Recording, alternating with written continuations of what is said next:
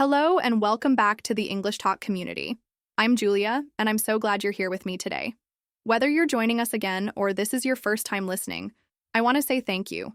This is a space where we come together from all over the world to improve our English in ways that are practical, realistic, and, most importantly, encouraging.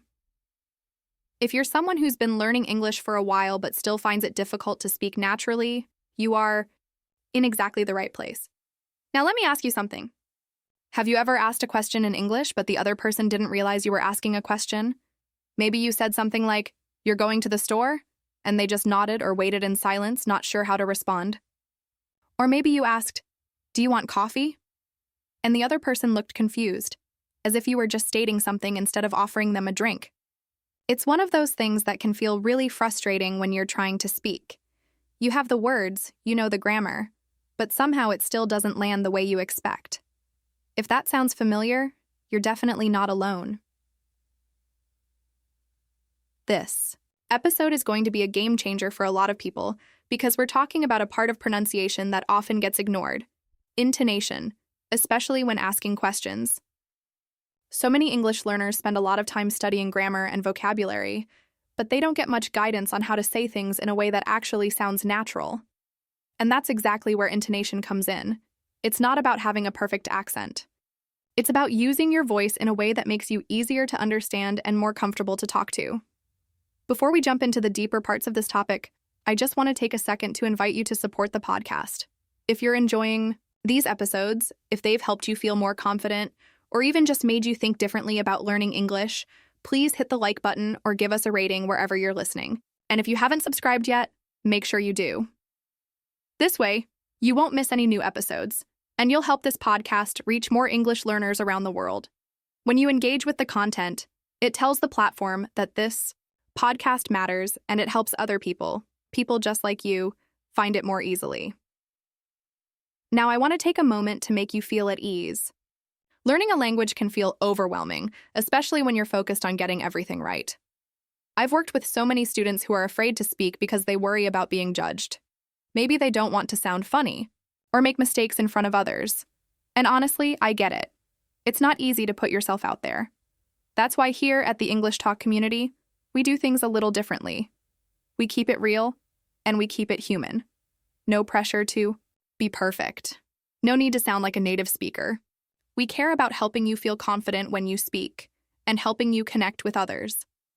Let me share a short story that always makes me smile. One of my former students, Pedro, is from São Paulo, Brazil. When he first moved to Dublin, he was so excited to practice English in everyday situations. One day he walked into a small cafe and wanted to ask, "Do you have croissants today?" But instead he said the sentence with a flat tone like a statement. The barista looked at him, confused, and said, "Yes?" as if she wasn't sure what he was saying.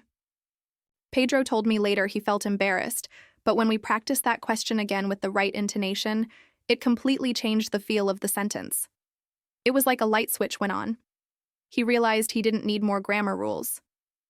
He just needed to sound more like he was actually asking something. That little shift, from thinking only about the words to thinking about how we say the words, can make a big difference. And you don't have to have a perfect voice to get it right. You just need to understand how English speakers use intonation to show curiosity, interest, surprise, or even politeness. And that's what we're going to explore together in this episode. But for now, I want you to take a deep breath and let go of any pressure you've been putting on yourself to be flawless. You're learning. You're growing. And that's enough. Another quick thing before we go any further. Have you ever listened to a movie or TV series in English and thought, why do they sound so different when they ask questions? Maybe you've repeated the words, but somehow, your question still doesn't come out the same. That's not your fault. Native speakers rely heavily on pitch and rhythm to shape meaning. In fact, intonation often carries more meaning than the actual words. So if you're not using that same intonation, the listener might misunderstand you.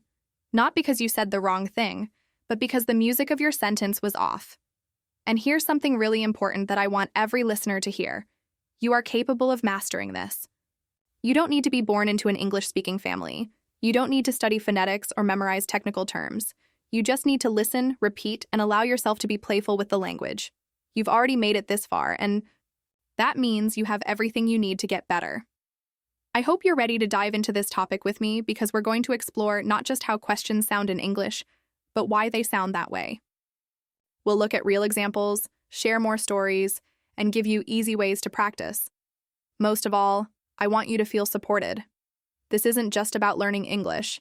It's about using English to connect, to ask questions that get real answers, and to speak in a way that feels natural to you. Have you ever asked a question in English, and the person you were talking to didn't respond the way you expected? Maybe you said something simple like, "You're coming with us?" And instead of answering yes or no, the person just stared at you or responded with confusion. If that's ever happened to you, you might have wondered, did I use the wrong word? Or was my grammar incorrect? But here's something. Most learners never realize at first. Sometimes the words are fine and the grammar is perfect, but the intonation is what causes the misunderstanding. This happens more often than you think. In fact, I hear this story all the time from my students. And that's why I want to start today's episode with one simple but important idea. It's not always what you say, but how you say it. When you ask a question in English, the melody in your voice, the rise and fall, the rhythm, the pitch, that's what often signals to the listener that you're asking something, not just stating a fact. If that melody is missing or unclear, even native speakers might not realize that you're actually asking a question. Let me give you an example. One of my students, Anna, from Warsaw, Poland, was attending a work conference in Toronto. She met a colleague at lunch and wanted to ask, "Are you presenting tomorrow?" But when she spoke, she said the sentence without changing her pitch. It sounded flat, almost like she was confirming a fact, not asking a question. The colleague answered with, "Yes, I am," but he looked confused as if he didn't understand why she was telling him something he already knew. Anna later told me that she felt awkward, like she'd said something wrong, but she hadn't. Her English was great. She just hadn't used the rising intonation that native speakers expect at the end of a yes-no question. And here's where it gets interesting. Most language learners don't even know they need to do this. They're so focused on vocabulary, grammar, and pronunciation of words that they don't get much training on the music of the language. Think about how children learn to speak. They don't start by memorizing grammar rules. They start by copying the sounds, the rhythm, the intonation they hear around them. That's one reason why young learners can sound so natural so quickly. But as adults, we tend to focus on being correct, and we often miss the parts of the language that carry emotion and intent, like intonation. So, what is intonation exactly? It's the rise and fall in your voice that gives meaning beyond the words. It's what tells the listener if you're asking a question, making a statement, expressing doubt, or showing excitement. And in English, intonation is especially important in questions. Yes-no questions usually rise at the end, while questions usually fall, and when we're surprised or unsure, we often raise our pitch even more. If these patterns are missing, your questions might sound like statements, and that changes how people respond to you. Here's another real story. A listener named Wei from Shanghai told me she had a habit of asking questions in meetings that no one would answer. She was confused and a little frustrated. But when we listened to a recording of one of her team meetings, it became clear. She was asking questions like, "Should we move the deadline?" But her voice stayed flat, with no rise at the end. It sounded more like a suggestion or a comment. Once she practiced adding that upward pitch, "Should we move the deadline?" the change in response was immediate. People understood her better. They knew she was asking for feedback, not just making a statement. This is why intonation matters so much. It helps people hear your intention. Without it, even a perfectly constructed question might not feel like a question. And the result? Misunderstandings, awkward pauses, or people not answering at all. Not because they're ignoring you, but because they're confused by the signal your voice is sending. And let's talk about something else I've noticed with learners from different parts of the world. Depending on your first language, you might naturally use different patterns of intonation. For example, in some languages, questions don't rise in pitch. They rely on question words or word order instead. So if you come from a language like Japanese or Korean, or even French or Russian, It might feel strange or even uncomfortable to raise your pitch at the end of a sentence. But in English, especially in spoken conversation, that rise is what makes a yes-no question sound like a question. And if you're asking something and you want a response, you need to make sure the listener hears the question in your tone. Let me tell you about Jonas from Berlin. He was living in New York and told me he often asked things like, "You have the report?" during meetings. He was surprised when people would respond slowly or hesitantly. They didn't know if he was confirming, checking, or just making an observation. We practiced that same sentence with a rising intonation. "You have the report?" And instantly, it sounded like a real question. That small shift made his communication at work much smoother. He didn't need to change his vocabulary or learn a new grammar rule. He just needed to adjust the sound of his voice, and this is something you can do too. You don't need to speak fast or dramatically. You don't need to mimic every single sound of a native speaker.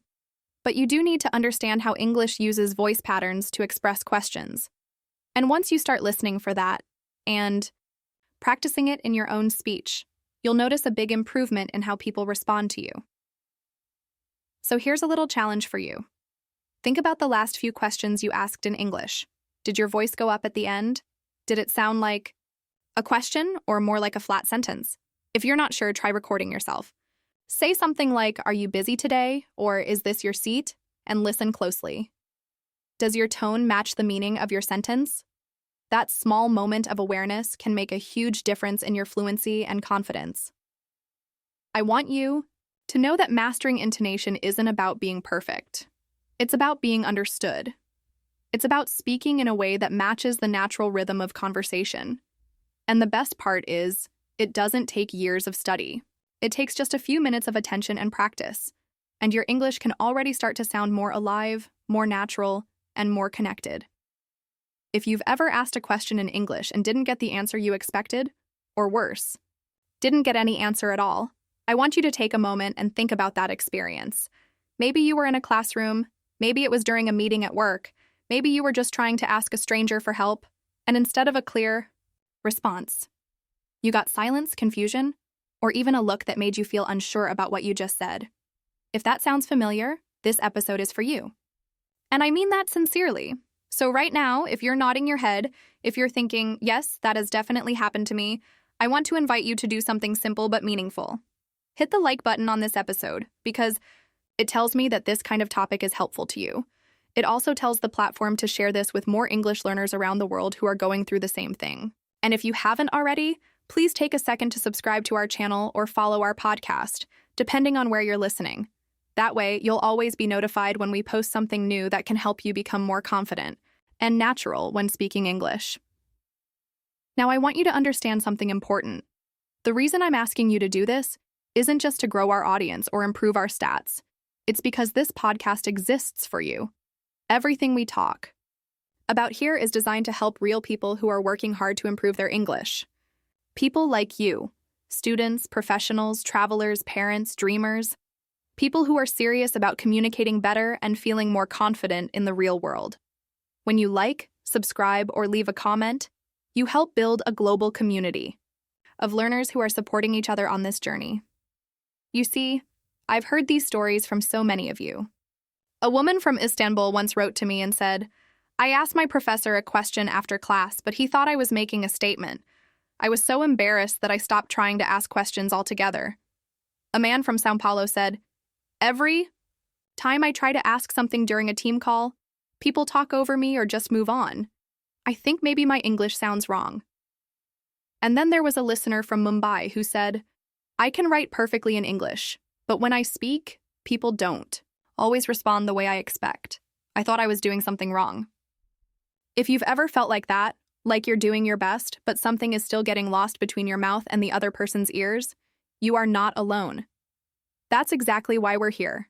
And that's why I'm inviting you to stay with me throughout this episode. Because today, we're focusing on one of those small but powerful details in English that most learners never get taught: intonation, especially in questions. And here's where the identification really matters. If you've ever felt misunderstood, if you've ever walked away from a conversation replaying it in your head, wondering what you could have done differently, you already understand how important this is. That frustration you felt? wasn't because you didn't know English. It wasn't because your question wasn't valid. It was because the way it sounded didn't match what the listener expected to hear from a question. That's not your fault, and it's something you can fix more easily than you think. So if any of this resonates with you, I really do want to hear from you. Leave a comment or message letting me know if this has happened to you, or if you've ever been in a situation where people misunderstood your question. Your story might help someone else who's going through the same thing right now. And when you subscribe or follow the show, it makes it easier for others to find us and learn from the same insights that are helping you today. The truth is, most of us feel nervous when speaking in another language, especially when we're not sure how we sound. That uncertainty can lead us to speak more quietly or avoid asking questions at all. And that's a real shame, because asking questions is one of the most powerful tools we have to learn, connect, and grow. That's why I want to encourage you not just to listen passively to this episode, but to actively join this community of learners who are working to sound more natural, more confident, and more clear in their English conversations. Think about it this way. Every time you press play on one of our episodes, you're taking a step forward in your English journey. But when you like, subscribe, or leave a comment, you're also reaching out to others who might be one step behind you, looking for guidance or motivation. You're saying, hey, I've been there too, and it gets better. And that, to me, is one of the most beautiful things about this space we've created together. I know it can be tempting to skip past these little calls to action. Maybe you're listening while doing something else, or maybe you think it doesn't make a big difference. But it does. Your support makes it possible for us to keep creating high-quality episodes that are full of real, practical advice. It helps us bring in new stories, new examples, and better tools for learners all over the world. And most importantly, it helps you stay connected to a space where your learning and your voice truly matter. So one more time, if you've ever had a moment where your English question wasn't understood, or if you've ever felt unsure about how to say something the right way, please like this episode and subscribe to the channel, because that tells us that this episode is making a difference for you. And that tells us we're on the right track. And if you're just discovering us for the first time, welcome. I'm so glad you're here. I hope you'll stick around, because what we're about to talk about might change the way you ask questions in English forever. It's not about grammar rules or memorizing phrases. It's about the sound of your voice, the flow of your speech, and the way your message comes across to the people around you. So thank you for being here. Thank you for listening. Thank you for caring enough about your English to take this step. And if you're ready to make your questions sound more like questions, more natural, more confident, more effective, then let's keep going together. Let me tell you a story that always makes me smile. It's about a guy named Rodrigo, who moved from São Paulo to London to study and improve his English. Rodrigo was one of those learners who had a great vocabulary and understood grammar pretty well. He had studied English in Brazil for years, so when he arrived in London, he felt pretty confident, at least at first. On his second day in the city, he decided to explore a bit and go see some of the famous landmarks. He took the tube to central London and found himself in the middle of a busy street, somewhere between Trafalgar Square and Covent Garden. His phone's GPS stopped working, and like any sensible person, he decided to ask someone for directions. So he walked up to a British man in a suit who looked like he knew where he was going. Rodrigo, trying to be polite and clear, looked him straight in the eyes and said, "Where is the British Museum?" Just like that. No rising tone, no sign of a question in his voice. The man looked at him, a bit puzzled, gave a polite nod, and just kept walking. Rodrigo was left standing there thinking, wait, did I say something wrong? He repeated the sentence in his head. Where is the British Museum? The grammar was perfect. The vocabulary was correct. But the man didn't respond. Why? Later, Rodrigo told me this story while laughing. He said, "Julia, I realized I didn't ask the question. I stated it. I basically told him, this is where the British Museum is, instead of asking. No wonder he didn't stop to help me." And that right there is such a great reminder of how important our tone is, especially when asking questions. I love this story because it's so relatable. Rodrigo isn't alone in that experience. I've heard so many variations of this moment from learners all over the world. Whether it's someone from Rome trying to ask a waiter if the restaurant is open, or a student from Bangkok trying to ask a classmate for help, the problem isn't the words. They usually know the words. The problem is how the sentence sounds to the listener. And I want you to think about this in a very human way. Imagine someone walking up to you and saying, "You have a pen." If they say it flat, with no question intonation, what are you supposed to do? Are they telling you a fact? Are they giving you something? Are they just talking to themselves? But if someone walks up to you and says, "Do you have a pen?" with a clear rise at the end, it's obvious. They're asking for something. The difference is small, but the impact is huge. What I also love about Rodrigo's story is that he was able to laugh about it. That's such an important part of learning. We will make mistakes. We'll say the right words in the wrong way. We'll be misunderstood sometimes. And that's okay. Honestly, it's more than okay. It's part of the process. If you can laugh about it and learn from it like Rodrigo did, you're already moving in the right direction. And here's the thing. Most native speakers are not listening for your grammar. They're listening for clues in your tone, your face, your body language. They're trying to decide, is this person asking me something, telling me something, joking, being serious? And our intonation helps send those signals. So back to Rodrigo. After that moment on the street, he started paying more attention to how people in London ask questions. He said he spent a whole week riding the tube and listening. He noticed how people said things like, "Are you getting off here?" Or, "Is this seat taken?" with a light upward movement in their voice at the end. And when he started to copy that rhythm, something interesting happened. People began to respond more easily. Conversations became smoother. Strangers were more helpful, all because of a small change in his voice. That shift gave him confidence, not because he suddenly learned new vocabulary or studied grammar rules, but because he sounded more like someone asking a question in English. And that changed everything for him. I'm sharing this with you because I want you to see that these little moments, these funny, slightly awkward, very human moments, are actually full of learning opportunities. It's not about being perfect. It's about paying attention to what works in real conversations. Rodrigo didn't let that moment discourage him. He didn't say, "Oh, I'll never speak English again." He laughed, he adjusted, and he moved forward. That's the kind of mindset I want you to carry with you. So if you've had a moment like that, where you asked something and it came out sounding wrong, or where someone didn't understand you even though you used the right words, I want you to know you're not alone. And I want you to laugh a little, if you can, because we all have those stories. And they don't mean you're failing, they mean you're learning.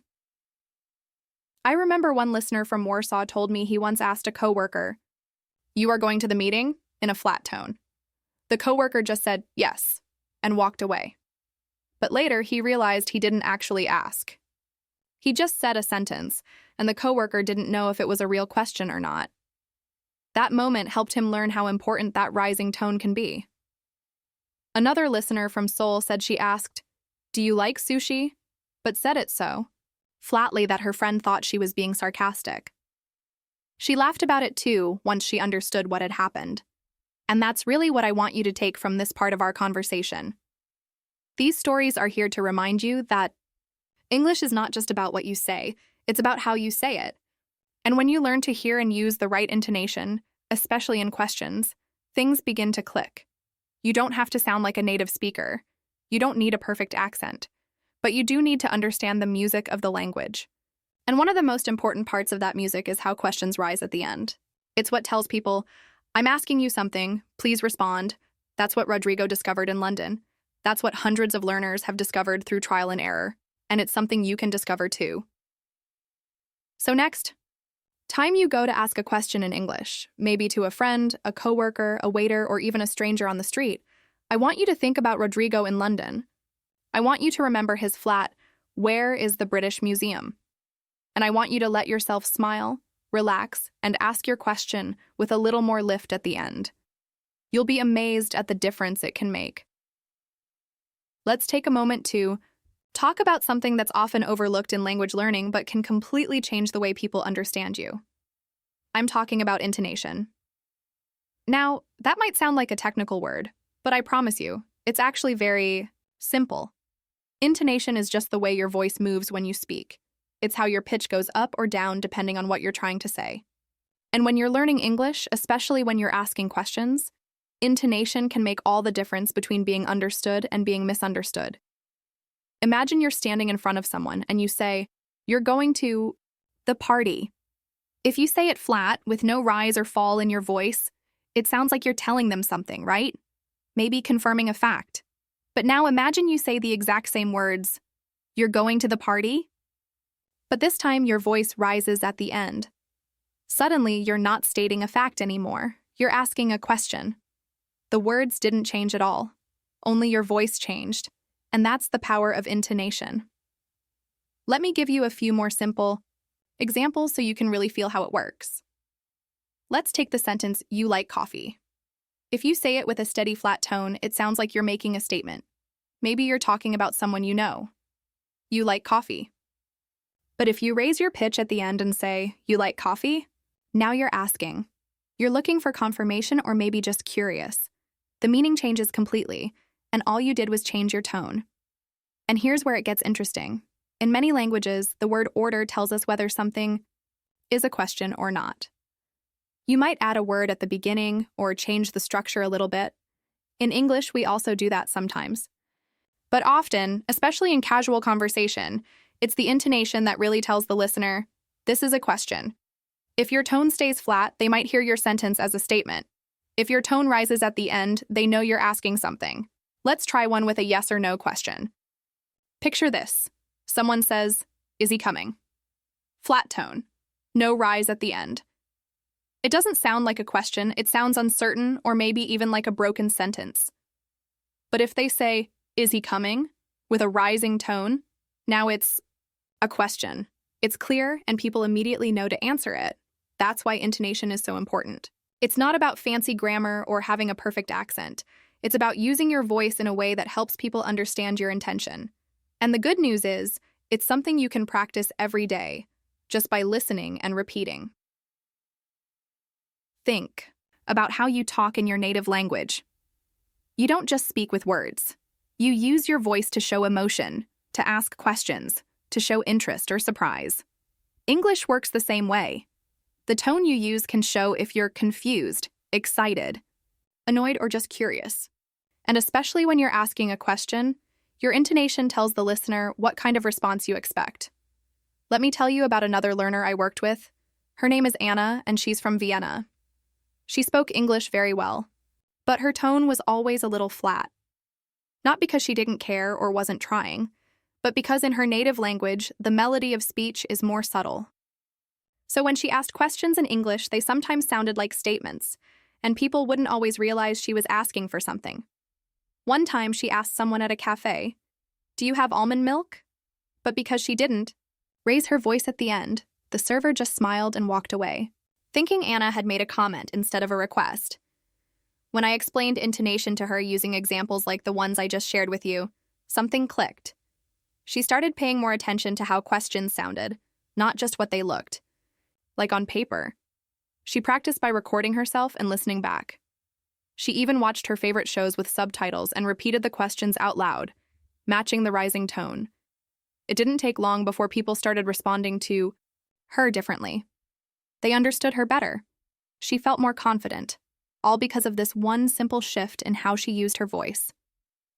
And you don't need to be in an English-speaking country to start practicing this. You can start right now, wherever you are. Try saying simple sentences out loud and notice how your voice feels. Say, "You're coming with us," and then say, "You're coming with us?" Hear the difference? Say, "It's raining today," and then say, "It's raining today?" With just a small rise at the end, your sentence changes from a fact to a question. This kind of practice might feel strange at first, especially if you're not used to speaking out loud, but it's worth it. It helps your brain and your ears get used to the rhythm of English. And once it becomes more natural, you'll find that your conversations become smoother and more comfortable. People will understand you more easily, not because you memorized more words, but because your speech sounds more natural and more like the English they're used to hearing. And remember, you don't have to get it perfect. The goal isn't to sound like a native speaker or copy someone else's accent. The goal is to be understood. And using the right intonation, especially when you ask questions, is one of the easiest ways to do that. It's like giving your listener a little signal. Hey, I'm asking something now. Can you help me out? That's all it is. A signal. And it makes all the difference. Another example comes from a listener named Aisha, who lives in Jakarta. She told me she used to get really nervous when asking questions in meetings. She felt like people didn't take her seriously or didn't respond at all. But once she became more aware of her intonation, she noticed that even a small change in her voice helped her sound more confident and clear. Instead of saying, "Should we do that now?" in a flat tone, she learned to say, "Should we do that now?" with a little rise.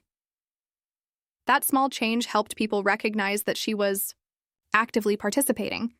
It gave her more presence, and that gave her more confidence. So when we talk about intonation, we're not talking about something abstract or difficult. We're talking about the music in your voice, the ups and downs that give meaning to the words you already know. And when you start to tune into that music, English becomes easier, not because the rules change, but because you start sounding more like the way people actually speak. That's what intonation is. It's not grammar, it's not vocabulary, it's just how your voice moves. And by learning to use it, especially when asking questions, you'll unlock a whole new level of communication. People will hear you more clearly. They'll respond more naturally. And you'll feel more confident every time you speak. When we talk about questions in English, it's important to know that not all questions are the same. They might all be asking for information, but the way we ask them, especially the melody or intonation we use, can be very different depending on the type of question. So let's talk about the 3 most common types of questions you'll find in English: yes/no questions, wait questions, and tag questions. These 3 types appear everywhere: on the street, at work, in movies, in everyday conversations. And the more you recognize how each one sounds, the easier it becomes to use them naturally. Let's start with yes/no questions. These are the kinds of questions that can be answered with a simple yes or no. They usually begin with an auxiliary verb like do, does, is, are, have, or can. For example, do you like music? Are you busy right now? Have you finished your homework? These questions are very common, and here's the key thing: the intonation typically rises at the end. That upward tone signals that you're asking something and expecting a yes or no answer. Let's try it together. If you say, "Do you live in Paris?" with a flat tone, it might sound strange or even incomplete. But if you raise your voice, at the end, "Do you live in Paris?" suddenly it's clearly a question. That rise in pitch is what helps people understand you're asking, not stating. The exact words stay the same, but the rising melody gives it life and clarity. I remember a listener named Marco from Milan who told me he used to speak very confidently, but sometimes got strange looks when he asked questions. Once he learned about rising intonation for yes/no questions, he realized that people weren't confused by his words. They were just unsure whether he was making a statement or asking something. After a few weeks of practicing rising intonation, at the end of questions, his conversations became more fluid, and people responded more quickly and naturally. Now let's talk about weighty questions. These are questions that begin with words like who, what, where, when, why, and how. They ask for more specific information. For example, where are you going? What time is the meeting? How do you know her? These questions are different from yes/no questions in one very important way. The intonation usually falls at the end. Let me explain what that sounds like. If you ask, "Where are you going?" and your voice rises at the end, it might sound overly dramatic or even suspicious. But if you use a falling intonation, "Where are you going?" it sounds natural and calm, like a real question. It's the way native speakers usually ask for information in a relaxed tone. Falling intonation gives weighty questions a sense of certainty. You're not asking a yes or no, you're asking for a piece of information, and that fall in pitch at the I end makes the question feel complete. One of my students, Amina from Casablanca, used to ask weight questions with rising intonation, and it often made her sound unsure. We practiced using a falling tone instead, and suddenly her questions sounded more confident and natural. People took her more seriously, not because her vocabulary changed, but because her tone gave her words the right emotional tone.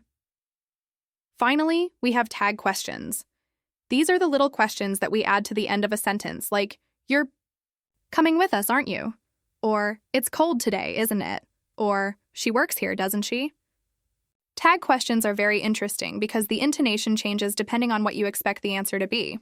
If you expect agreement, the intonation usually falls. For example, "It's a beautiful day, isn't it?"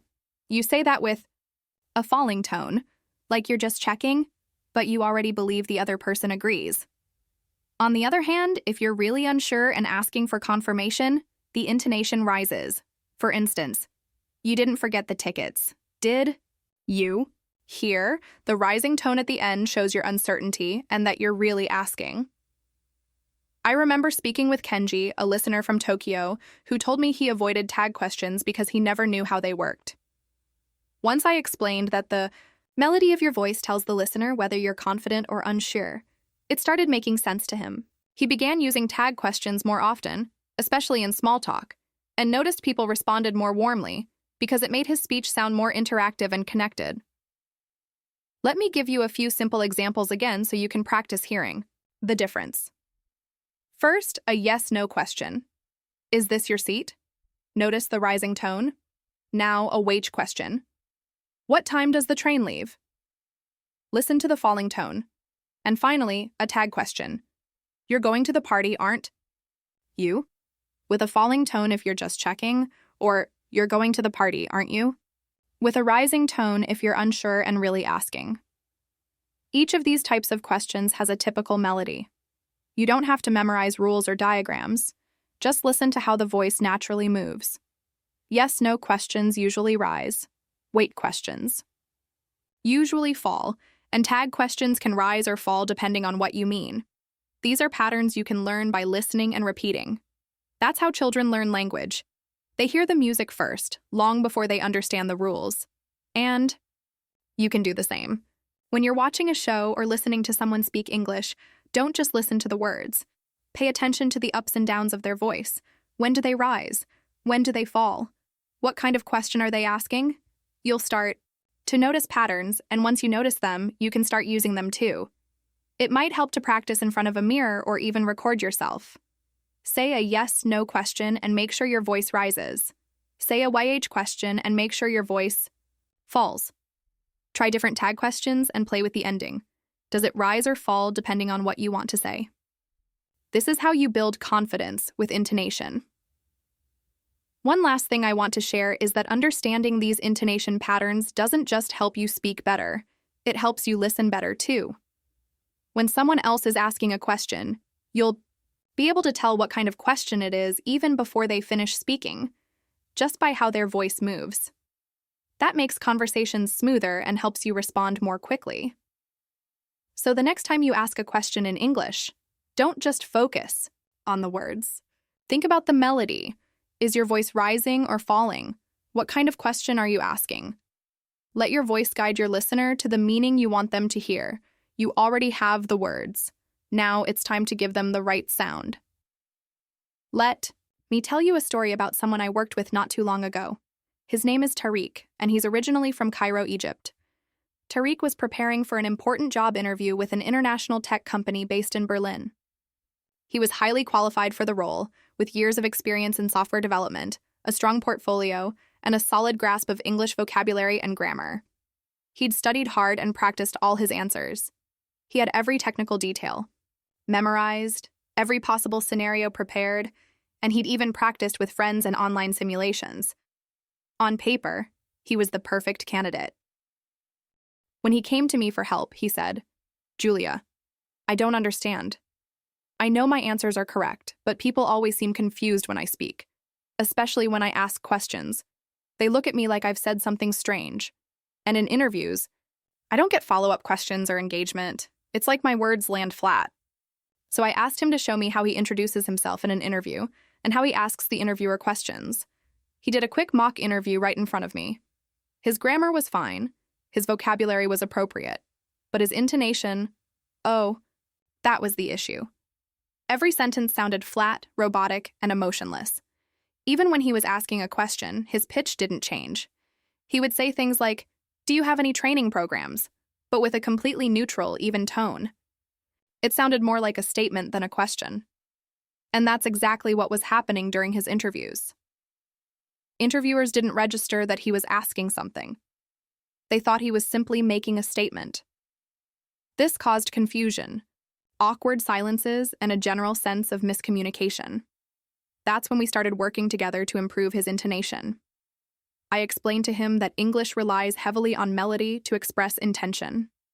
In many languages, especially those that are more syllable-timed or monotonic in rhythm, the pitch stays more or less the same. But English is different. It's stress-timed, and intonation is a key part of how we understand not just what someone is saying, but how they mean it. So we went back to his questions. We didn't change the words. We just added the right sound. Instead of saying, "Do you offer remote work options?" as if reading a list, I encouraged him to try, "Do you offer remote work options?" with a rising tone at the end. Suddenly, it sounded like a real question. It became a signal to the listener. This is a request for information, and I'm waiting for your answer. We practiced with common interview questions. Is there room for growth in this role?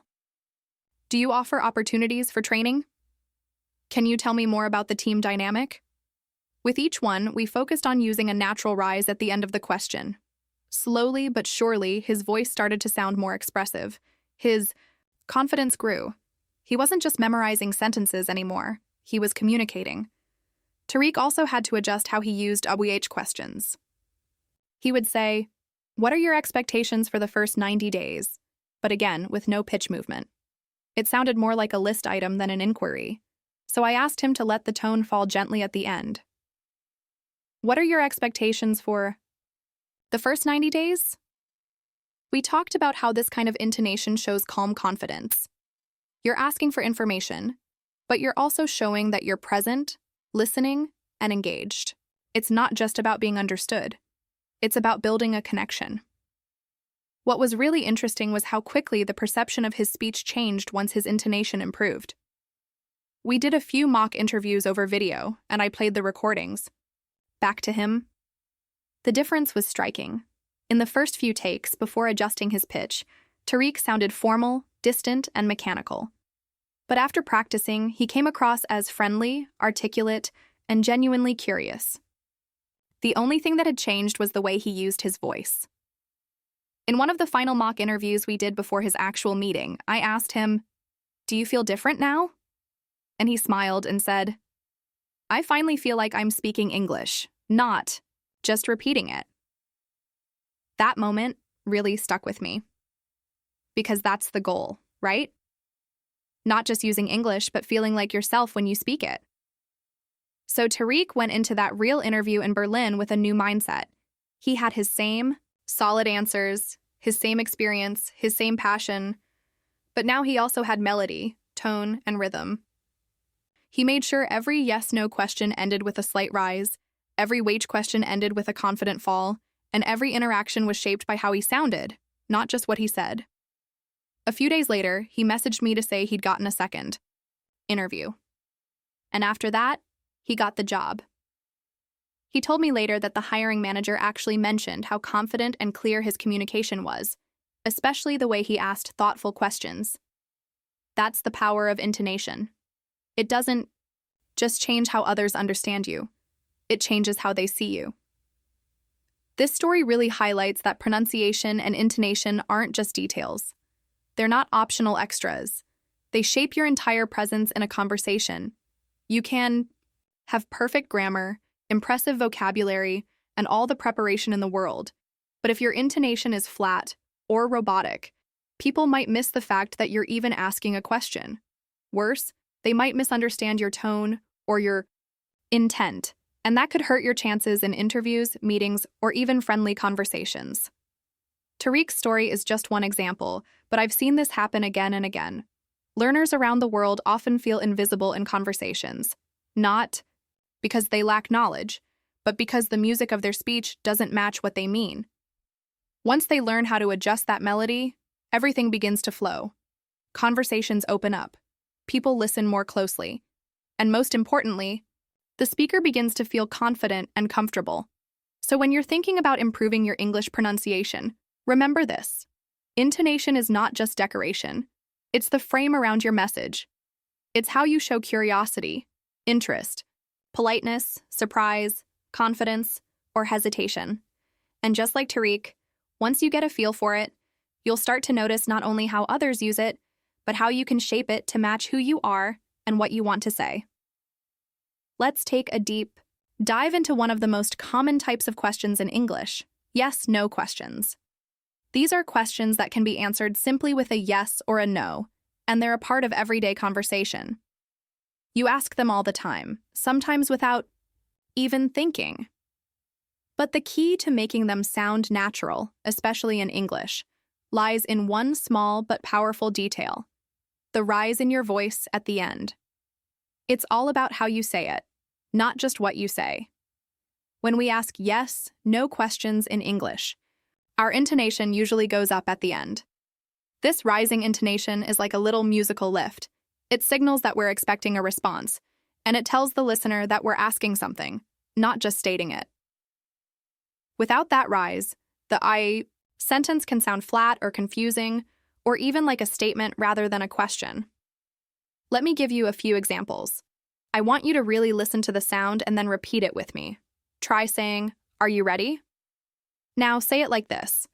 Are you ready? Notice how your voice lifts at the end, as if you're reaching toward the person you're asking. That simple change in pitch makes it clear that you're asking something. If you say it flat, "Are you ready?" it doesn't sound like a question. It might confuse someone or even make you sound disinterested. Another one. Do you like coffee? Try saying it aloud now. Do you like coffee? Hear the rise at the end? That's the natural melody that English speakers use all the time. It makes your question friendly, engaging, and easy to understand. Now say it again, but with a flat tone. Do you like coffee? Do you feel the difference? It sounds more like a statement or even a comment rather than a real question. Let's try a few more together. Repeat after me and pay attention to that rising tone at the end. Is he coming today? Did you watch the movie? Have you seen my keys? Can we start now? Do you need help? In each of these, the pitch rises at the end. It's not about exaggerating or singing. It's just a small, natural movement in your voice. That rising tone is a signal. It shows that you're inviting a response. You're not just talking, you're opening a space for someone to answer. Now here's the thing. I know for many learners, using intonation feels strange at first. If your native language doesn't use rising pitch for yes/no questions, this may feel unnatural or even unnecessary. But once you start using it, you'll notice how people react differently. They'll understand you more easily, they'll respond more quickly, and you'll sound more natural, more confident, and more connected. Let me share a small moment from a student I once worked with named Anna. She's from Madrid, Spain, and she had been living in Toronto for about a year. She came to me because she said people often looked confused when she asked questions. We did a quick conversation practice, and I saw right away that her yes/no questions were missing that rising tone. She would say things like, "Do you want to go?" But it sounded more like, "Do you want to go?" It had the rhythm of a statement. So we practiced the exact same questions, but with that small rise at the end. "Do you want to go?" And you know what she told me after just a few days? That people started answering her right away. There were no more puzzled looks. The change was small, but the impact was huge. One of the things I love doing is helping people connect the technical side of language with the emotional experience of communication. Because language is not just about rules, it's about how you make people feel and how they make you feel. When you ask a yes/no question with the right intonation, you sound curious, interested, polite, even warm. Without it, you risk sounding bored or confused, even when that's not your intention. Here's something fun you can do today. Think of 5 simple yes/no questions you use often. Maybe, are you busy? Do you live here? Can I help you? Is this your first time? Have you been here before? Say each one with a rising tone at the end. Then try saying it flat. Record yourself if you can. When you play it back, You'll hear the difference immediately. One version sounds curious and engaging. The other version sounds like you're just reading words off a page. This type of practice can feel awkward at first. You might feel like you're acting or exaggerating. But trust me, native speakers use these rising patterns all the time without thinking. It's part of the natural rhythm of English. And the more you use it, the more it becomes second nature to you too. Another tip that helps is to imagine you're truly curious. When you ask, "Do you speak English?" you're not just asking for information, you're showing interest. Your tone reflects your feeling. So let your voice rise as if you're leaning in, waiting for the answer. Sometimes, learners ask me, "Julia, can I just say the sentence with the right words and forget about intonation?" And I always say, well, you can, but that's like cooking a meal without seasoning. It might be okay, but it won't taste the same. Intonation is that seasoning. It gives flavor to your speech. It helps people feel what you mean, not just hear what you say. So next time you're asking someone a question, maybe in class, at work, while traveling, or even online, listen to your own voice. Notice your pitch. Is it rising at the end of your yes, no questions? If not, try it. Play with it. Don't be afraid to sound a little different at first. It's all part of growing. And remember, no one gets it perfect right away. Just like any new skill, it takes time, repetition, and a little patience. But this one adjustment, the rise in your tone at the end of a yes/no question, can transform your English more than you think. You'll go from sounding uncertain or unclear to confident and engaged. And that's a powerful step forward in your journey toward fluency. Let's talk about one of the most important and often misunderstood aspects of asking questions in English: WH questions and their intonation. These are questions that start with words like who, what, where, when, why, and how. If you've ever felt unsure about how to pronounce these questions in a way that sounds natural, you're definitely not alone. A lot of learners assume that, just like yes/no questions, their voice should rise at the end. But actually, what questions usually have a falling intonation, and this difference can completely change the way you're understood. So let's start with what happens naturally in English. When we ask a what question, we're usually seeking specific information. That's different from yes/no questions, where we're just asking for confirmation. Because of this, WH questions typically end with a downward tone. Imagine a little musical line in your speech that starts higher and gently drops as you reach the end. That fall tells the listener you're serious about needing an answer. It also gives your question a feeling of completion and confidence. Let me give you a clear example. If I ask, "Where are you from?" and I let my voice fall naturally at the end, it sounds complete, natural, and clear. But if I say, "Where are you from?" with a rising tone, it may sound like I'm surprised, confused, or even unsure. That rising pitch can make it feel like I'm not sure I'm asking the right question. It can even come across as if I'm not confident, and that changes how people respond to you. Here's another one. Think of the question, "What time is it?" If you say it with a rising tone, "What time is it?" it sounds unusual, like you're uncertain or joking. But if you say, "What time is it?" with that natural falling intonation, it feels complete. It gives the person you're speaking to a sense that you're calmly and confidently asking for information. Now, let me tell you about a moment that really illustrates this. One of my students, Leonie, is from Berlin. She had been practicing English on her own for a long time before she moved to Sydney for a job opportunity. During her first few weeks there, she felt that people weren't taking her questions seriously. At first, she thought it was her accent, or maybe her vocabulary. But when we sat down to review her speaking habits, I noticed something very small but important. She was using rising intonation at the end of her what questions. Instead of asking, "What do you do here?" with a steady fall, she would ask, "What do you do here?" with a slight upward tone.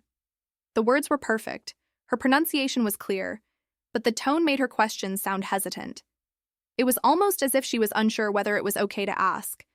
And what happened was that people sometimes smiled politely, or gave very short answers. Some even seemed confused. It wasn't her English. It was the feeling her intonation gave off. Once she learned to let her voice fall naturally at the end of one questions, everything changed. She said people started responding more openly. They gave longer answers. She felt more in control of the conversation. That little change made a big impact.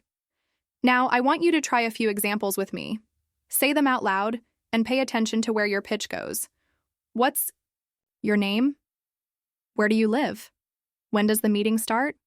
Why are you learning English? How did you get here? Say each of these slowly and let your voice fall at the end. It should feel like your question is landing gently, like putting a period at the end of a sentence. That's the natural rhythm of English when we ask for information. Now try saying the same sentences with a rising tone at the end. What's your name? Where do you live? It feels like you're unsure, right? It sounds more like you're guessing or you're nervous. That rising intonation doesn't match the purpose of the question. And the truth is, native speakers might notice the difference without even realizing it. They might just feel like something is off. This is especially important when you're speaking in professional or formal settings. Imagine you're in a meeting and you ask your colleague, "What's the deadline for this project?" with a strong, confident falling tone. You sound like someone who's organized and focused. But if you say, "What's the deadline for this project?"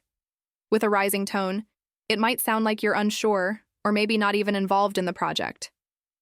Intonation has that kind of power. It's like a secret signal that communicates your confidence, your clarity, and even your emotional state. Another time I noticed this was with a student from Bangkok named Jay. He was preparing for a university interview in English, and his answers were great. But every time he asked a question back to the interviewer, his tone would rise, especially in WH questions. So when he asked, "How long is the program?" it came out as, "How long is the program?" The interviewer smiled, but it didn't feel like a strong interaction. We practiced letting the voice fall at the end, and it changed everything. "How long is the program?" suddenly sounded thoughtful, grounded, and engaged. Jay later told me that during his next interview, he got much better responses and even felt more relaxed himself. He wasn't guessing or apologizing with his voice anymore.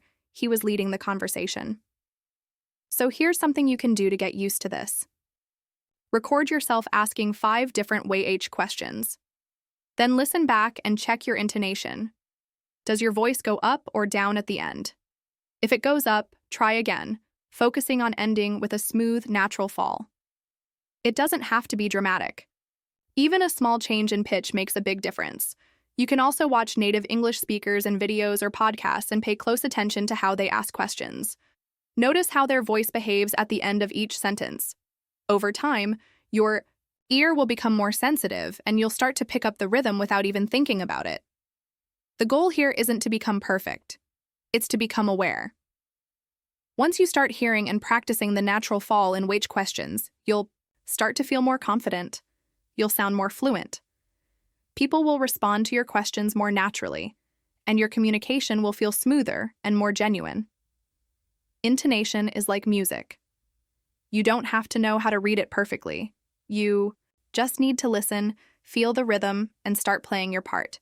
And I promise, once you get used to the fall at the end of WH questions, it will feel just like that, natural, effortless, and completely yours. Let me share with you a story about Sophia, a young woman from Barcelona who came to the United States for an exchange program. She was excited, nervous, and ready to practice her English every day. But there was one small thing that caused her some unexpected difficulties: intonation. Specifically, how her voice expressed her emotions and intentions when she asked questions. I want to tell you about Sophia's experience because it perfectly shows how important intonation is, not just for meaning, but also for how people perceive your emotions and attitude in social situations. Sophia arrived in New York full of energy and enthusiasm. She loved exploring the city and meeting new people from all over the world. However, from the very first week, she noticed something strange. When she asked simple questions, sometimes the responses she got were not what she expected. Instead of friendly or helpful answers, some people looked surprised, others seemed uncomfortable, and a few even seemed annoyed. At first, Sophia thought it might be her accent or the words she was using, but then she realized something else was going on. One afternoon, Sophia went to a cafe near her university. She wanted to ask the barista if they had any dairy-free milk options because she was trying to avoid lactose. So, she asked, "Do you have almond milk?" But the barista gave her a confused look and replied quietly, "Yes." Sophia was surprised by the reaction. It felt like the question sounded more like a complaint or demand rather than a polite inquiry. Later, when she shared this with me, I asked her to remember exactly how she said the question. She said, "I think my voice was a little sharp at the end, like I was stressing the words." That was the key. What Sophia didn't know is that when you ask a question with a certain kind of rising or falling intonation, you are also sending emotional signals. In her case, her intonation made her question sound like she was unhappy or complaining instead of just asking for information. This happens a lot with learners because we sometimes focus so much on grammar and vocabulary that we forget how much feeling our voice carries. Let me explain this more clearly. Intonation is not just about pitch going up or down. It also conveys your attitude. If your tone sounds sharp, tense, or stressed, people might interpret your question as impatience, frustration, or even rudeness, even if you didn't mean it that way. On the other hand, a softer, more relaxed intonation tends to show friendliness, politeness, and openness. It's like adding emotional colors to your words.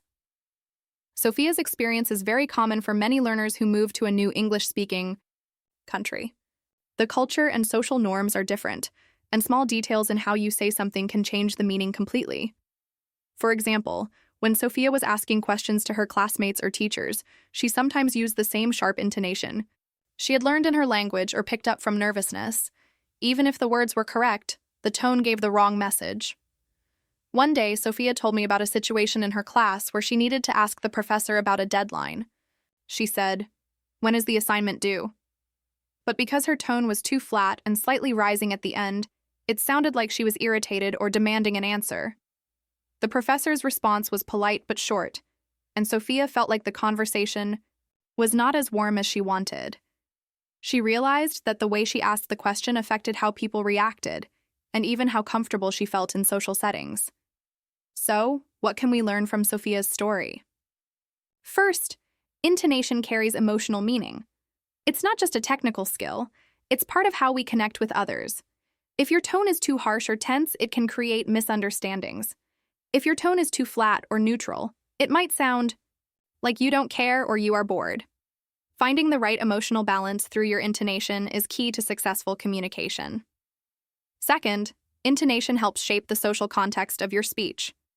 When you ask questions, people don't just listen to the words.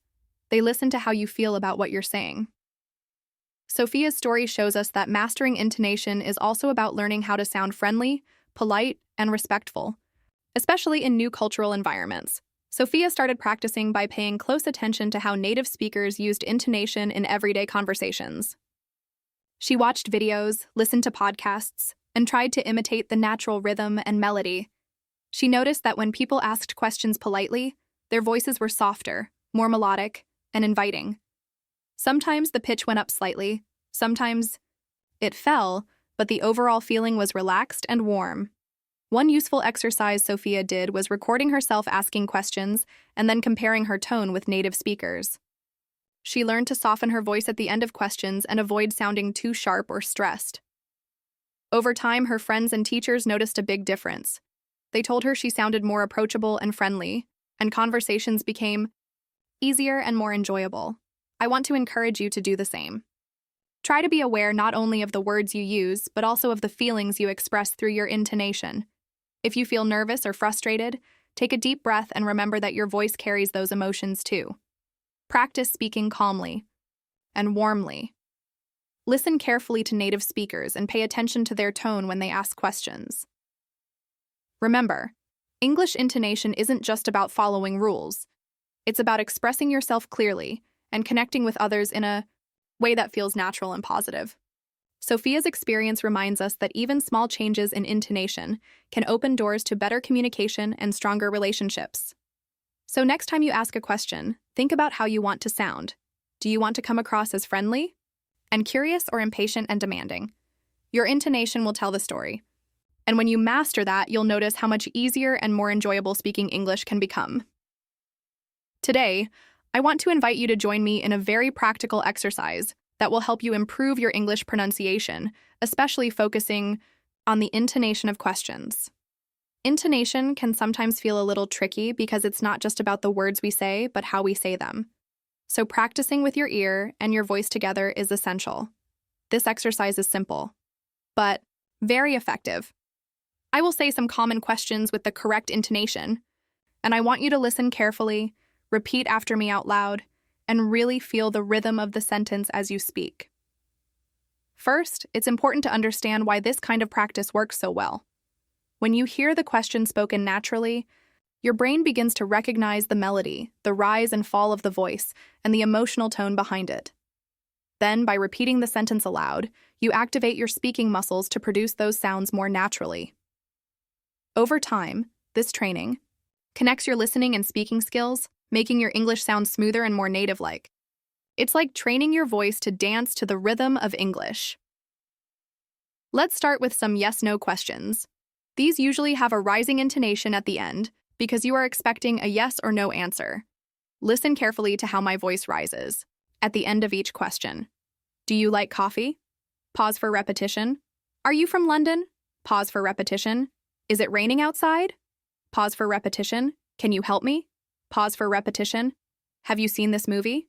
Pause for repetition. Now, try saying these questions with the same rising intonation just like I did. Pay attention to how your voice moves upwards at the end. You might notice that when you practice this way, the question sounds more natural and friendly. If you say the question without that rise, it can sound like a statement or even a demand. Next, let's practice WH questions. These usually have a falling intonation because you are not just expecting yes or no, but more detailed information. Listen to my voice going down at the end of each question. Where do you live? Pause for repetition. What time is it? Pause for repetition. Why are you late? Pause for repetition. How do you say this word? Pause for repetition. When is your birthday? Pause for repetition. Now, it's your turn to say these questions with the falling intonation at the end. Feel your voice gently coming down as you finish the sentence. This helps to signal to the listener that you are asking for information. When you master this pattern, your questions will sound more natural and clear. Let's move on to tag questions. These are small questions added at the end of a sentence, often to confirm something or to ask for agreement. The intonation here can be rising or falling depending on what you want to express. Listen carefully. You're coming to the party, aren't you? Pause for repetition. It's cold today, isn't it? Pause for repetition. She can speak French, can't she? Pause for repetition. We should leave now, shouldn't we? Pause for repetition. They've finished the work, haven't they? Pause for repetition. Now, try repeating these tag questions. When you want to confirm or check something politely, your voice usually falls at the end. But if you are genuinely asking and are unsure, your voice will rise slightly. Practice both ways and notice the difference. One thing to keep in mind as you repeat these questions is the rhythm of English. English is a stress-timed language, which means some words are stronger and longer, while others are softer and quicker. When you practice, try to feel that natural flow. For example, in the question, do you like coffee? The words do and like are stressed more than you. This creates a rhythm that helps your speech sound musical and natural. To help you with this, try clapping your hands or tapping your fingers while you say the questions. Clap on the stressed words and keep a steady beat. This will help your brain and body remember the rhythm better. Over time, this kind of physical practice makes your English sound smoother without you having to think too much. If you want, you can record yourself repeating these questions. Listening back to your recording helps you notice how your intonation and rhythm compare to mine or to native speakers you listen to. Don't worry if you don't get it perfect the first time. Intonation is something that improves with regular practice and awareness. Also, Try to practice these exercises in different situations during your day. When you are talking to friends, when you are reading out loud, or even when you are thinking to yourself in English. The more you practice, the more your voice will get used to the correct intonation and the more natural your English will sound. Another tip is to watch videos or listen to podcasts where you can hear native speakers asking questions in natural conversations. Pause and repeat the questions with the same intonation you hear. This real-life practice is invaluable because it connects what you learn here with everyday English. Remember, intonation is like the melody of the language. Without melody, English can sound flat or robotic, which makes it harder for others to understand your meaning or feelings. When you use the right intonation, your questions become clearer and friendlier. This helps you communicate better and build stronger connections with others. Now let's try a few more questions together, this time mixing the types. Listen, repeat, and feel the rhythm as you speak. Are you ready to start? Rising intonation. Pause. What do you want to eat? Falling intonation. Pause. You've been to Paris, haven't you? Falling or rising intonation depending on meaning. Pause. Did you enjoy the movie? Rising intonation. Pause. Where is the nearest subway station? Falling intonation. Pause. As you practice, notice how your voice rises and falls naturally, creating a smooth and musical question. Try not to rush. English intonation has a natural tempo, and slowing down a bit at first can help you hear and feel it better. This exercise may feel a little strange or difficult at first, especially if your native language uses very different intonation patterns. But don't worry. With patience and repetition, your brain and mouth will adapt. You will start to sound more confident and natural in your questions. Finally, I encourage you to make this exercise part of your daily routine. Just 5 or 10 minutes a day listening, repeating, and feeling the rhythm can make a big difference over time. Consistency is the secret to progress in pronunciation. I'm so happy you're practicing with me today. Keep going, and soon you'll notice how much easier it is to ask questions in English with the right intonation. Your conversations will feel smoother, and you'll understand others better too. Let's continue practicing together and enjoy the beautiful melody of English. When I talk about mastering English pronunciation, one of the most important things I want to emphasize is how intonation can completely change the way you sound, and, more importantly, how confident you come across. You see, confidence in speaking English doesn't just come from having a huge vocabulary or perfect grammar. Actually, many times it comes from how you say things, especially how your voice rises and falls when you ask questions. This is something I have seen many learners overlook, but it is a key part of sounding sure of yourself, even when your English is still developing.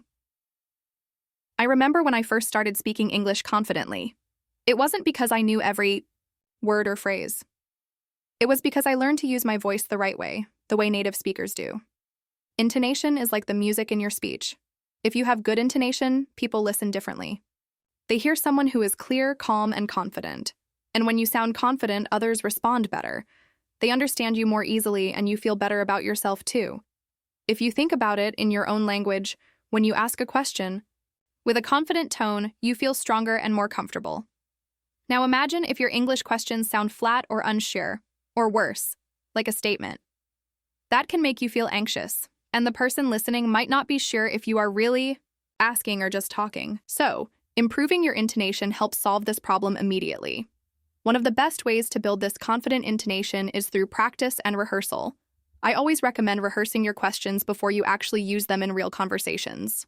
When you prepare ahead of time, you get a chance to practice the right melody and rhythm. You don't have to memorize long scripts, just simple, common questions you might ask in everyday situations. For example, before going to a meeting or chatting with a new friend, try saying out loud questions like, "Can you help me with this?" Or, "Do you know where the bathroom is?" Practice them several times, paying attention to how your voice rises or falls. Record yourself if you want, and listen back. Notice how your intonation sounds more natural when you speak with confidence. The more you rehearse, the easier it becomes. Another tip I want to share is to practice in front of a mirror or with a trusted friend.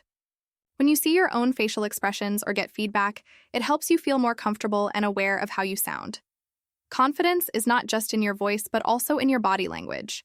A smile or relaxed posture can boost your voice's confidence, making your intonation even stronger. I also want to encourage you not to worry about being perfect. Confidence comes from acceptance and effort, not from flawless English. Even native speakers make mistakes sometimes, but they don't lose confidence because their voice shows they know what they are saying. So, focus on being clear and natural rather than perfect. Use simple sentences, but say them with the right intonation and energy. Let me share a story about a friend named Hannah who is from Seoul. She was very shy about speaking English because she thought her vocabulary was too small and her accent was strong. But when she started practicing intonation, something changed. She rehearsed questions she needed for work, like, "Is the report ready?" Or, "Can I join the meeting?" Over time, her voice began to sound more confident, and so did she. People at her office responded better, and she felt proud of herself for the first time. It shows how powerful intonation can be, not just as a pronunciation tool, but as a confidence builder. You can try the same approach. Pick 3 or 4 questions you use often, practice them every day for a week, and notice how your voice feels stronger and your confidence grows. Don't rush. Confidence is a muscle that gets stronger with regular exercise. Also remember that confidence is felt by others. When you speak with a clear, strong voice, even if your English isn't perfect, people tend to listen more carefully and take you seriously. Your intonation sends a message that you are sure of yourself and ready to communicate. This can open many doors in your personal and professional life. Sometimes, when people are nervous, their voice becomes flat or shaky, and intonation disappears. This makes questions sound like statements, which can confuse listeners. That's why practicing intonation not only improves your English, but also helps you control your nerves. When you know how to use your voice, you feel more in control. This control builds confidence naturally. Another exercise that helps me and many learners is breathing before speaking. Take a deep breath, relax your shoulders, and then ask your question with a steady, calm voice. This simple technique can reduce tension and help your intonation sound smoother and more confident. If you are feeling stuck or unsure, try imagining that you are talking to a close friend or someone kind and patient. This mental image helps your voice stay relaxed and friendly. You will notice that your intonation becomes more natural because you are less stressed. As you continue practicing, you will notice a wonderful cycle. Better intonation leads to more confidence, and more confidence improves your intonation. It's a positive feedback loop that can change the way you speak English forever. Keep in mind, everyone has their own learning pace. Some days your voice will feel more confident, other days less so. That's okay. The important part is to keep practicing and not give up. Every time you practice your questions with the right intonation, you take one step closer to sounding like a confident English speaker. I'm so happy to be part of your journey. Remember, confidence is not about knowing everything. It's about showing up, using your voice with purpose, and believing that your message matters. Intonation is one of the best tools you have for this. Use it well, practice often, and enjoy the feeling of speaking English with real confidence. I want to share with you a story about Arun, who lives in Mumbai. Arun is a software engineer who often joins international meetings with colleagues from different countries, including Germany and Canada. His English vocabulary is quite good, and he prepares well for his presentations and questions. But there was one challenge that made his communication less effective than it could be: his intonation when asking questions. Even though the words he used were perfect, his voice often sounded low and flat, making his questions seem uncertain or hesitant. This affected how his colleagues perceived him during these important discussions. Aaron told me once that during one of these meetings, he asked a simple question: "Are we ready to move forward?" But because his intonation dropped at the end, it sounded more like a statement than a question. Some of his colleagues didn't respond right away, which made him feel unsure if they heard or understood him correctly. This happened repeatedly, and Aaron realized that his tone was causing confusion, even though his grammar and vocabulary were spot on. He was frustrated because he knew what he wanted to say, but his voice wasn't sending the right message. I told Aaron that this is a very common experience among English learners.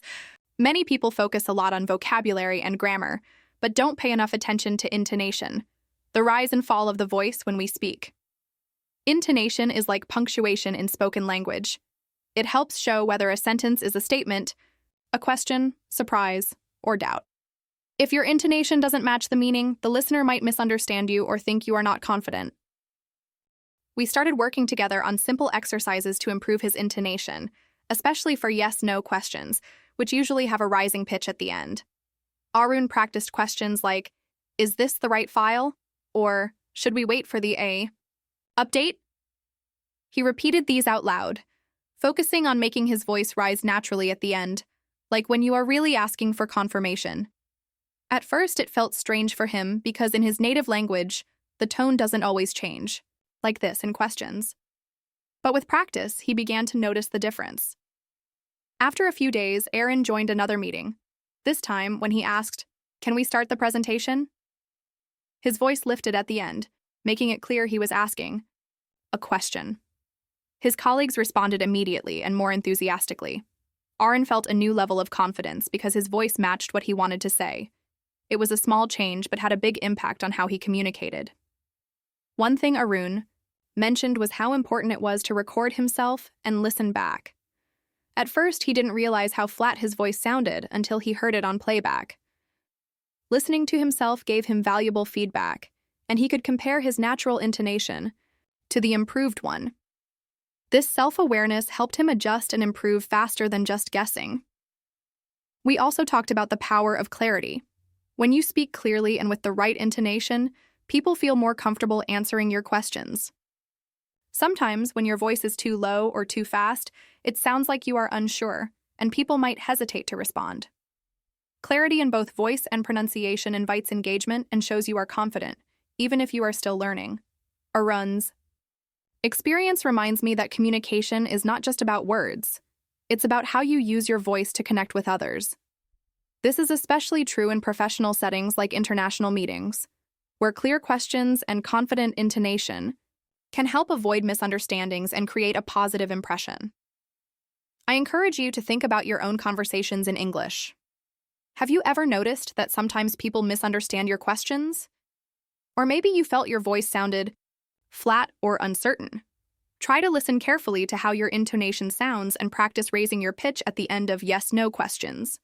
This small change can make a big difference. Another useful tip I gave Aaron was to practice with a trusted friend or language partner who can give you honest feedback. Sometimes we don't notice our own intonation problems, but others do.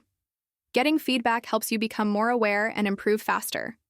It's also important to remember that improving intonation is a process. Aaron didn't fix his intonation overnight. It took consistent practice and patience, but every time he practiced, his confidence grew and his communication became clearer. This shows that mastering intonation is within your reach too. Arun's story shows that even when you have good vocabulary and grammar, intonation is what truly makes your questions sound natural and confident.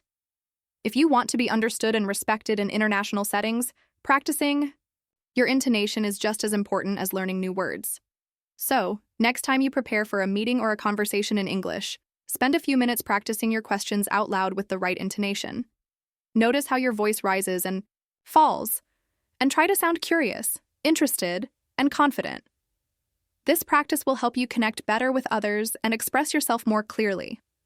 Remember, your voice is a powerful tool. It can make people listen more carefully and respond positively. When you master the melody of English questions, you will notice that your conversations flow more smoothly and your confidence grows naturally.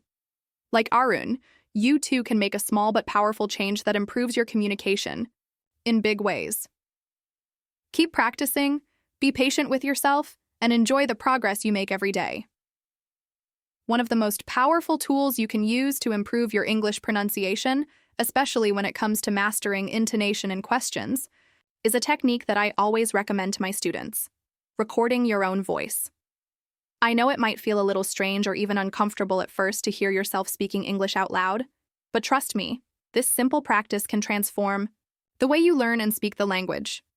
When you record yourself asking questions in English, you step outside of your own head and hear exactly what others hear. This gives you a new perspective on your pronunciation, rhythm, and intonation patterns, helping you catch things you might not notice while you're speaking. Let me explain why this technique works so well. When you speak, you're focused on producing the words and sentences correctly, but it's difficult to simultaneously Listen to how you sound. Our brain is wired to focus more on the meaning and the effort to speak, rather than on the way the voice actually sounds to others. By recording yourself, you create a kind of playback loop that allows you to listen carefully, without the pressure of trying to talk and listen at the same time. This is when you can really pay attention to your intonation, whether your voice rises at the end of yes, no questions or falls at the end of what questions, and how natural or robotic you sound. Here's how I suggest you start. First, pick some simple yes-no questions and way questions that you use often. For example, say, "Are you coming to the party?" Or "What time does the train leave?" Slowly and clearly, ask these questions out loud, then use your phone or any recording device to capture your voice. After you finish, listen back carefully, maybe even a couple of times. As you listen, try to notice the melody of your voice. Does it go up or down? Where it should? Does it sound like you're really asking a question, or does it sound more like a statement?